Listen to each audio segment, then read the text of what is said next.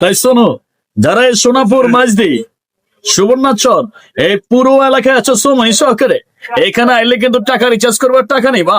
হঠাৎ করে নোয়াখালী সাকিব খান আমার দোকানে আগমন। বর্তমানে আছি সোনাপুর আনাস স্টোর, আমার বন্ধু ইব্রাহিম ভাইয়ের দোকানে। এখানে সকল ধরনের বিকাশ, নগদ, রকেটের টাকার লেনদেন, তাছাড়া রয়েছে রকেট ড্রাইভার, পাশাপাশি আছে আমার বন্ধু সুমন। এবং এখানে আনাস স্টোরের সকল ধরনের মঙ্গল জাতীয় পানি খাবার পাওয়া যায়। তাছাড়া স্টেশনারি সকল মাল। তাই প্রথমে আমি আমার বন্ধুর অনুরোধে বাংলাদেশ তারকা সাকিব খানের কণ্ঠে কথা বলতে যাচ্ছি। বাবা কান্ড সোনাপুরে আইসি যখন আনাস স্টোরে আইছি, আমি আমার বন্ধুর লগে দেখা না হলে তো মজাই লাগে না। একেবারে সুযোগ সুবিধা ভালো।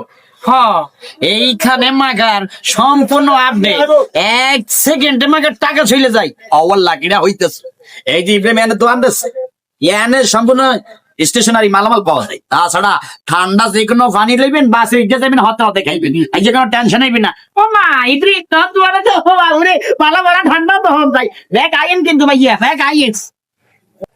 তাই ঠিক আছে,